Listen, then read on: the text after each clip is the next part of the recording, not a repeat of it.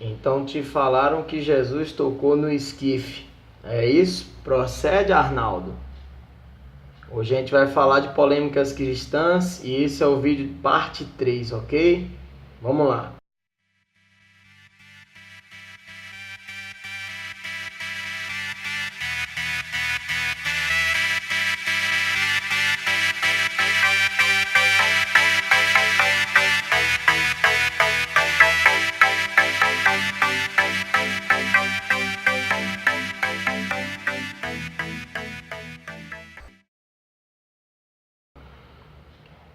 Hoje eu separei algumas coisas mais simples para se comentar, mas que são importantes no mundo cristão e que a galera fala muito a respeito do comportamento de Jesus, quem é Jesus, o que fazer e tal. E tem muito vídeo aqui que tem muita informação nesse vídeo que eu garanto que vai ser importante para quem é o curioso da Bíblia, né? Pesquisador.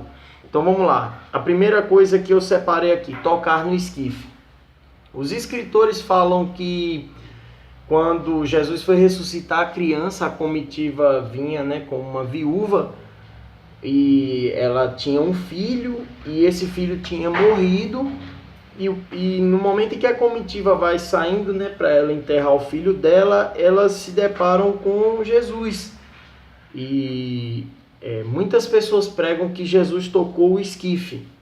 Essa informação não procede porque seria imundo, tá? É considerado imundo ali a prática para um judeu e ele não tocou no esquife. A forma de falar é porque é o seguinte: imagine que há uma câmera aqui atrás de mim. Esse é o escritor do trecho que fala que tocou.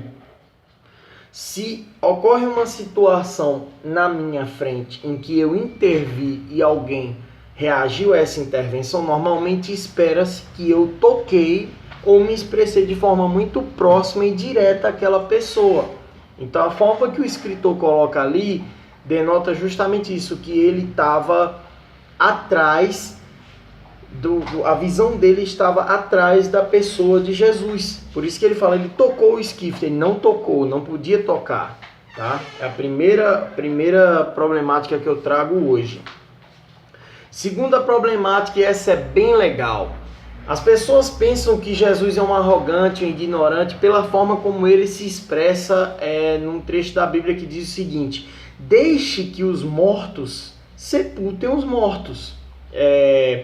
Essa passagem é bem polêmica, cara, porque as pessoas lidam com Jesus, parece ser bruto e tal, sendo que ele demonstra um carinho tão especial pelas pessoas, né, pelo ser humano, pela obra social ali em si.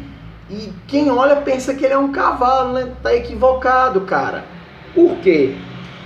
Para um judeu em si, uma ramificação de hebreu das tribos, quando você vai sepultar um morto, o processo completo de sepultamento leva um ano. Um ano! O cara enterra, mas tem todo um ritual ali, tem todo tem toda uma instrução a ser seguida durante um ano. Quando Jesus fala para esse cara, ei, deixa que os mortos enterrem os mortos, vem comigo. As pessoas olham e falam assim, que ele fala, né, Jesus, calma, eu vou te seguir, mas deixa que eu sepulte primeiro o meu pai. Aí ele fala, né, deixa que os mortos sepultem os mortos. As pessoas falam, nossa, Jesus era um cavalo. Não, cara. O cara disse a ele assim, Jesus, me dá um ano para eu te servir. Jesus fala, cara, não dá tempo, vem comigo.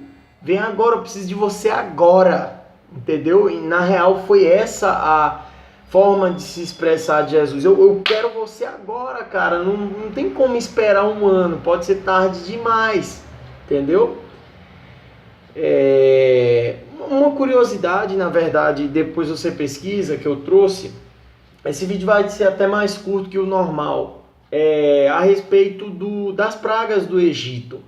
Depois você pesquisa lá, eu não vou nem falar que cada praga afrontava um deus egípcio, não trouxe esse conhecimento aqui, mas na verdade o que eu queria trazer de conhecimento aqui é que a ciência prova as pragas que existiram.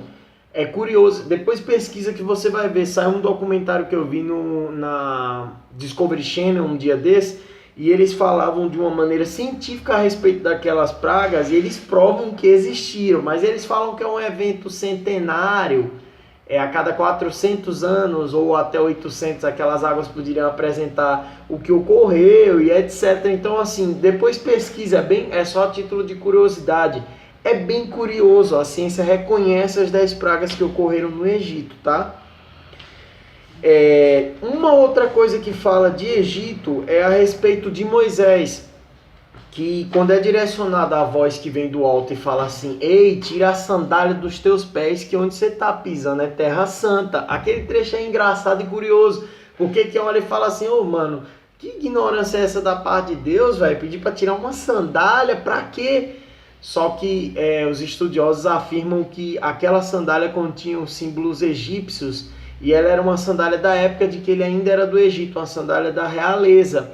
Só que ela tinha coisas que faziam menção aos deuses da época. E Deus fala assim: ei, tira a sua sandália aí, parceiro, que o meu esquema, eu quero um esquema 100% com você, né? Eu quero tirar as impurezas completas e começa da sua sandália que faz menção a deuses, né? Adoração a deuses, e eu não quero. Até sua sandália eu não quero. Vem limpo, vem leve, porque o que eu tenho para você é muito grande.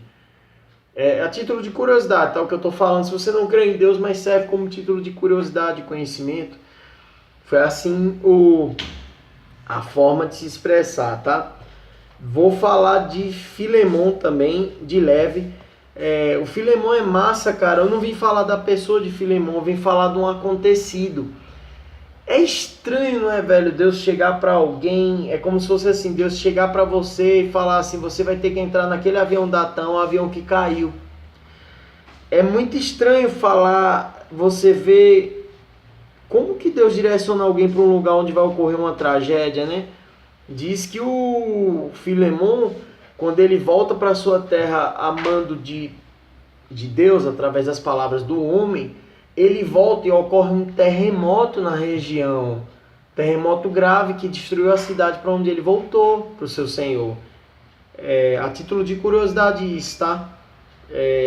Que nem sempre, às vezes, Deus manda a gente ir para o lugar mais confortável que a gente imagina, né? Às vezes a gente imagina que Deus vai mandar a gente para um prédio 5 estrelas, né? Lá no Ouro Minas Palace e tal. Às vezes Deus quer que a gente vá dormir numa boca de fumo na casa de uma irmã, para que a gente possa fazer a vontade dele do jeito que ele quer, saca? É bem oposto do que a gente imagina. Parece aquela expectativa de quando Jesus estava para vir entre os judeus, a galera esperava ele no cavalo branco, ele veio numa jumentinha que mal ruminava, né? Comia um matinho feliz, né? É bem curioso isso, a forma de Deus trabalhar é bem confusa aos olhos humanos. Vim falar sobre o teor do livro de Marcos. Assim como Lucas foi pupilo, né? Foi um discípulo, um braço direito seguidor de Paulo, Marcos foi um seguidor direto, digamos um dos direto de Pedro. E o mais curioso, depois você lê, isso é só a título de curiosidade, depois você lê Marcos e sente o sabor dela, o sazon dela, o tempero dela, o tempero desse livro, na verdade, ele é todo em cima de perdão. Depois você olha, porque Pedro era perito, né, na palavra de perdão. O cara passou por um crivo de Cristo nervoso, né, a respeito de perdão. Então ele conhecia intimamente sobre perdão. Depois você lê o livro de Marcos, ele tem um saborzinho de perdão incrível, cara, naquele livro, tá? É só a título de curiosidade. A respeito do momento em que Deus encheu os homens e eles ficaram com um sinal na cabeça, né, como que um fogo, e falando em línguas de maneira que as pessoas que passavam entendiam na sua língua. Existem duas línguas, existe xenolalia e existe glossolalia. A glossolalia é aquela língua estranha que a gente já conhece, né, que é falada no mundo cristão, no mundo religioso, onde as pessoas falam uma língua que, sem um intérprete, só serve para edificação própria do cara. Mas a Bíblia fala que estrangeiros entendiam suas línguas, ouvindo os caras falando em línguas.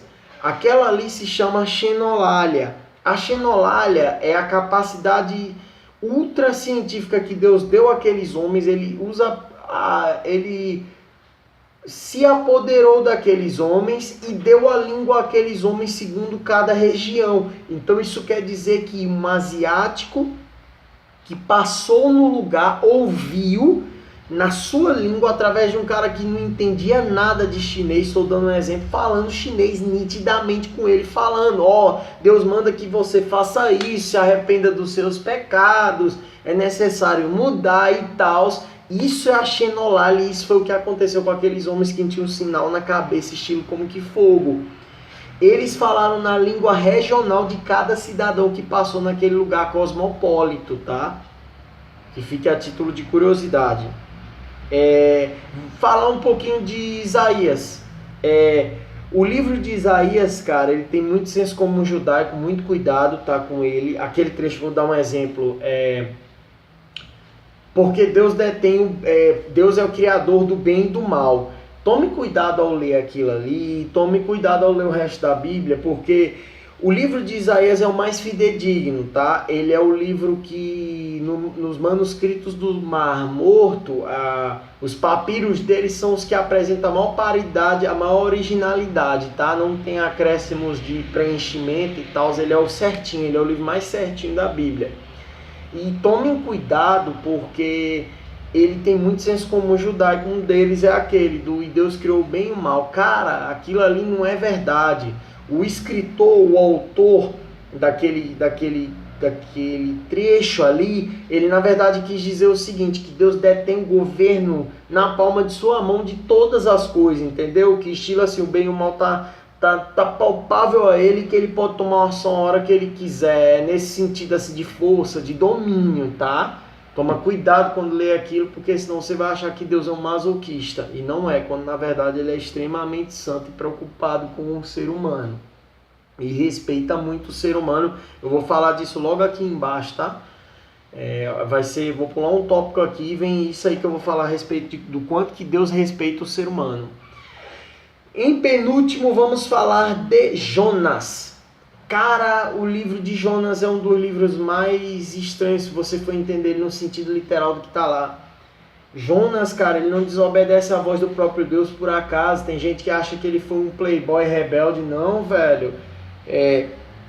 Os historiadores da época contam que o Jonas, ele só virou as costas para Nínive porque a família dele havia sido extremamente, brutalmente assassinada pelos atuais moradores de Nínive, quando ele recebe a ordem de Deus de ir para lá. As pessoas acham que ele simplesmente se rebelou, queria uma vida mais ou menos. Não, cara, ele comprou uma passagem de navio, sentido 100% oposto, que o cara tomou nojo quando Deus convidou ele para ir àquele lugar. Alguns historiadores até afirmam que a irmã de Jonas foi aberta, a barriga dela foi, no momento que foram assassinar ela, a barriga dela foi aberta, com ela grávida, foi aberta e o feto arrancado fora. Ela foi assassinada com requinte de crueldade muito pesado. Então o nojo que ele tinha pelos atuais moradores de Nínive era muito forte, entendeu? Era um nojo. E Deus vai para curar a alma dele, em uma cura interior da alma dele. Deus vai mandar ele voltar para Nínive. Tanto que os diálogos entre ele e Deus ao longo disso é muito puxado, é uma carga emocional muito forte, sabe? Então compreenda dessa forma. Jonas não é um rebeldezinho como são os rebeldes de hoje, que porque a namorada do cara deixou ele triste, ele parou de ir à igreja, porque ele teve um problema financeiro, ele virou um maconheiro, um ladrão, tá ligado? Não gira nesse âmbito aí não, tá? Não gira nesse prisma aí não. O buraco é mais embaixo ali. Ali tinha motivos reais de não pisar em Nínive, tá? Tinha motivos de brutalidade, de extrema brutalidade, que na verdade, se fosse eu chegando lá, eu ia chegar com um fuzil, uma arma, para me vingar da brutalidade dos assassinatos que ocorreram com o povo de Jonas. Então não olhe para aquele livro desrespeitando a conduta de Jonas, porque a gente tem que se colocar no lugar dele e entender que foi muita injustiça que ocorreu com um ser humano só, tá? Por fim, falar de respeito ao ser humano. Esse é o recheio do bolo de hoje, tá? Vou até marcar aqui como concluído. Cara, existe uma passagem bíblica que ela é gata, velho. E se ela é gata, eu vou citar ela pra você. Chama-se Lázaro morto. Cara, aquela passagem é gata demais. Não vim falar de que Jesus foi lá apenas ao quarto dia porque havia o lance do espírito que rodeava o corpo. Não vim falar disso.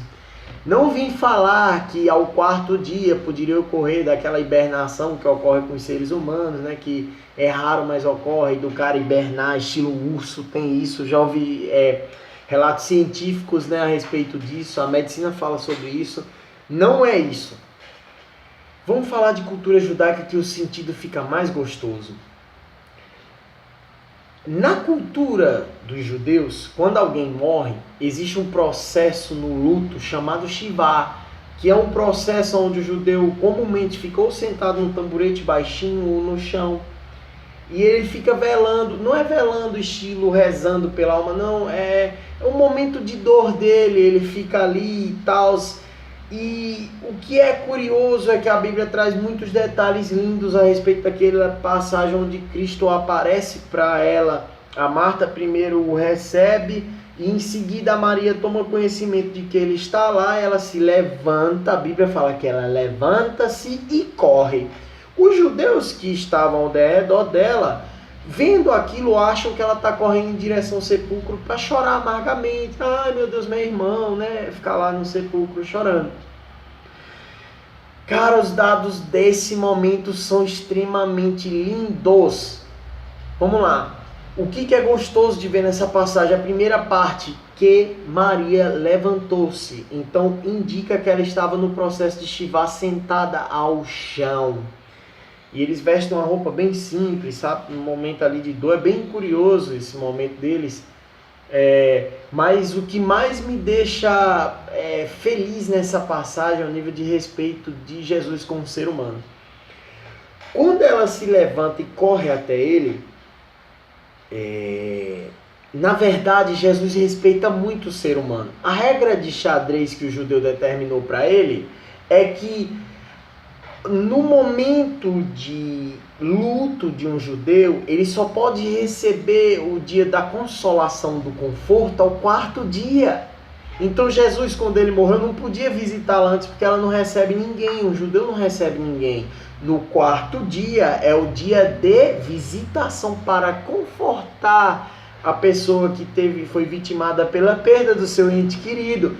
Então Jesus aparece no quarto dia, não apenas por chegar no quarto dia por causa daquelas coisas que falam a respeito do que ocorre ao redor do corpo de Lázaro, mas também em respeito a eles, porque ele só podia visitá-los no quarto dia, a partir do momento em que Lázaro morreu. Então entenda isso, tá? Por respeito ele aparece ao quarto dia, não só tem aquele âmbito todo do corpo lá e tal, do milagre, não. Primeiro, por respeito ao ser humano, ele respeitou a dor dela, no quarto dia ele aparece para confortá-la. Segunda coisa que eu acho lindo naquele trecho é o nível de adoração. Tem gente que acha que é crítica, é murmuração. Não, cara, a mulher fala assim, a Maria fala, ô meu Jesus amado, meu Deus, se você tivesse aqui, cara, ele não teria morrido, velho. Se o senhor tivesse chegado um pouquinho antes, oh meu Deus, 4 dias só, ele estaria vivo. Sabe, não é murmuração de ele morreu porque você não veio, não. Eu estive assim, nossa, Jesus, caraca, bicho, 4 dias, velho, 4 dias, cara. 96 horas atrás, se você tivesse chegado ia dar bom, velho, que droga. Foi esse o sentido. Mais uma coisa gostosíssima de ouvir de cultura judaica aí é que prova que Deus se move para as pessoas através da adoração, tá? Deus se move, o combustível de mover Deus naquele trono gigante se chama adoração. Quando Cristo está caminhando em direção ao corpo, que ele chora porque um amigo dele morreu, me vem um maluco e me joga uma das coisas mais adoráveis de se ouvir em direção a Jesus. Fala assim, podia esse cara que deu visão ao cego ressuscitar ele, cara? Não podia? Cara, nas palavras para a gente entender com nossa mente ocidental, aquilo é gostoso demais. Aquilo na verdade é o seguinte, vamos lá. Havia uma regra entre os judeus que a pessoa que ressuscitar, que curasse um cego de nascença, essa pessoa era o Cristo enviado, tão esperado, porque muitas pessoas naquela época diziam que eram o Cristo, o Messias. E curiosamente havia essa regra: quem curasse um cego de nascença, esse realmente era enviado de Deus. Cara, esse maluco já sabia, a pessoa que falou isso, que ele havia curado alguém de nascença. Na verdade, é muito gostoso esse trecho, cara. O maluco tá dizendo assim, em outras palavras: poxa, velho, nem... Não podia, esse bichão aí, que comanda o céu, ele tem poder pra tudo, pra explodir tudo, criar tudo. Se ele estalar o dedo, ele cria uma terra nova. Nem isso, ele não pode ressuscitar um morto, Ele é o bichão que a gente aguardava, Por que ele não ressuscita esse morto? Isso é um estalo de dedo, eu não tô entendendo. Esse foi a expressão, essa é a melhor forma de interpretar aquela expressão, que nada, velho, ele criou um universo estalando dele, por que ele não ressuscita esse cara? Aí Jesus se comove, aí diz que a compaixão bate na telha de Deus. Jesus fala assim: nem, velho, eu não posso ir embora sem ressuscitar esse maluco, velho, nem, me leva, me mostra onde tá o túmulo. Galera, que essa passagem de Lázaro gere um sabor de adoração na sua vida, de respeito ao Jesus histórico grande, tá? Eu vou ficando por aqui nesse vídeo. Eu espero compilar mais alguma informação boa aí para fazer o Polêmicas Cristãs parte 4. Desejo a vocês uma noite de sono, cara, daquela que parece que vocês morreram e amanhã vocês ressuscitaram. Então, um sono pesadíssimo, gostoso, que vocês sonhem com coisas maravilhosas, Um beijão para as meninas, com todo respeito, porque eu sou casado. E um abraço aí pros marmanjos, daquele naipe. Um beijo no coração de todos vocês, tá? Fico por aqui. Um grande abraço, galera.